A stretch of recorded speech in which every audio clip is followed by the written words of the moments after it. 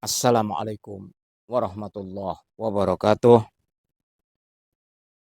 Ma'asyiral muslimin rahimakumullah. Saudara-saudara sekalian, kita berjumpa kembali di channel Habib Hasan bin Idrus Al-Jufri.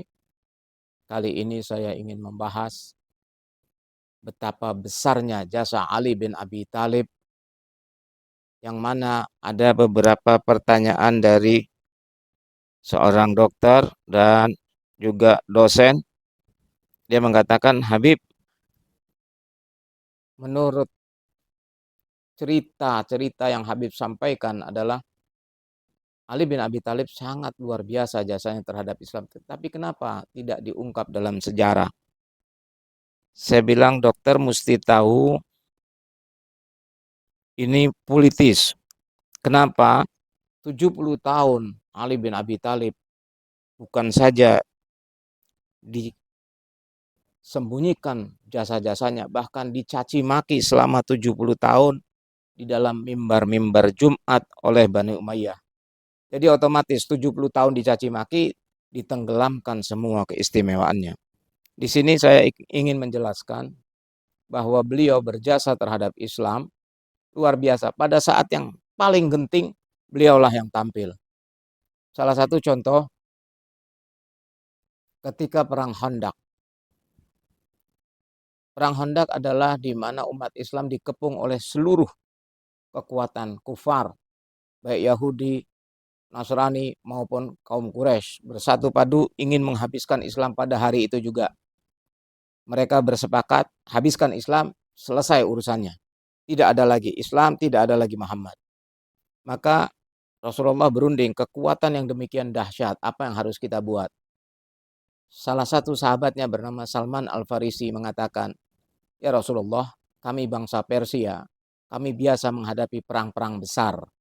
Kalau kekuatan musuh jauh di atas kita, maka kita buatlah parit di Madinah ini.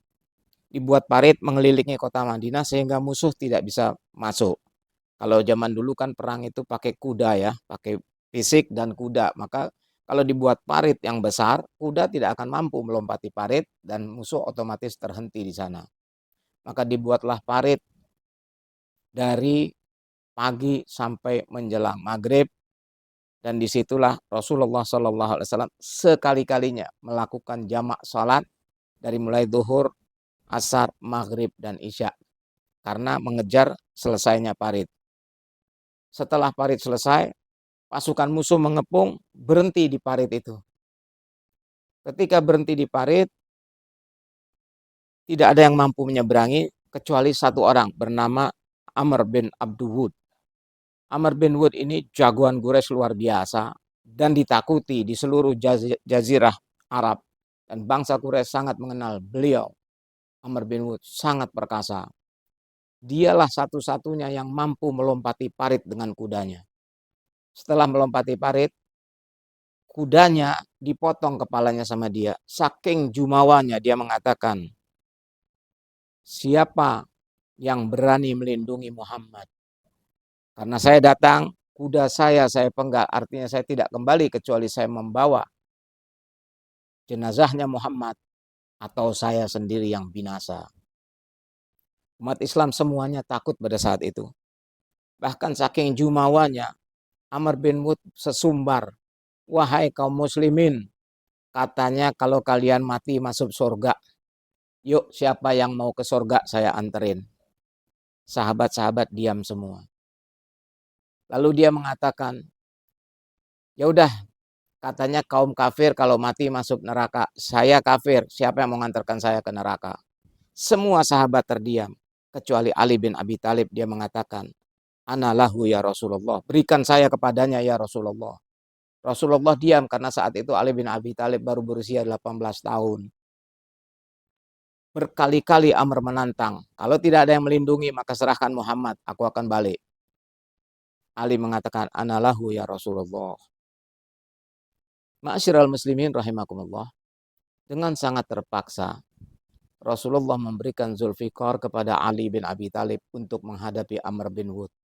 Tapi beliau juga berdoa, ya Allah, jangan matikan saya sebelum saya memeluk Ali sekali lagi. Maka Ali bin Abi Thalib maju. Hadirin, orang-orang Quraisy dulu, kafir Quraisy itu kalau mau perang, pergi dulu dia ke ahli-ahli nujum. Amr bin Wud pun begitu. Dia pergi ke ahli nujum, dia katakan, wahai ahli nujum, saya akan bertempur bersama melawan orang-orang Islam. Adakah di antara mereka yang mampu mengalahkan saya? Ahli nujum itu mengatakan, engkau wahai Amr bin Wud, kenalkah kalian dengan pahlawan-pahlawan Islam? Kenal. Ada Umar ibn al-Khattab, ada Abdullah bin Rawaha. Banyaklah, aku kenal semua. Lalu ahli nujum mengatakan, adakah yang namanya Haidarah?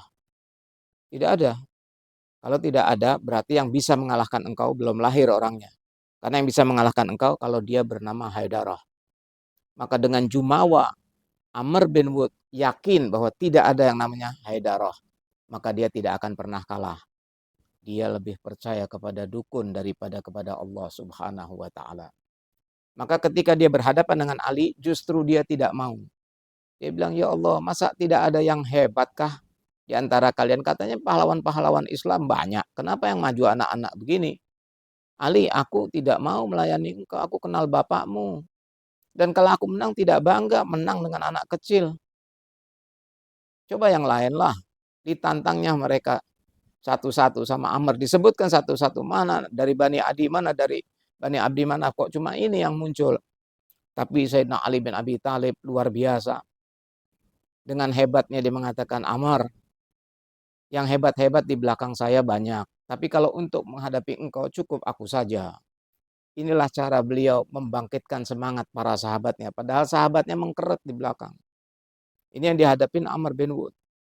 Lalu Ali bin Abi Thalib dengan basirah yang ada padanya. Dia mempunyai ketajaman hati yang luar biasa. Dia tahu kalau ini Amr bin Wud ini habis pergi ke dukun.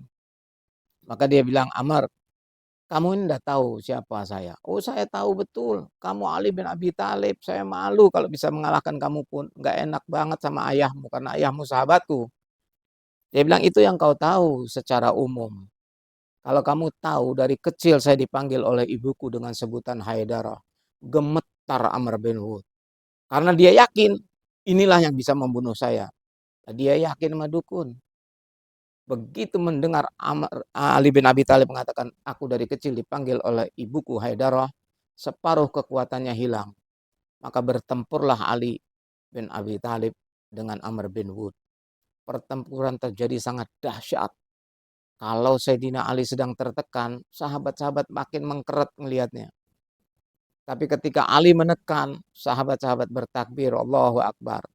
Saking serunya pertempuran itu, berjam-jam berjalan pertempuran itu. Sampai pasir bergulung-gulung dan tidak kelihatan lagi orang yang sedang bertempur. Sampai akhirnya menjelang maghrib, debu-debu yang berterbangan ini turun.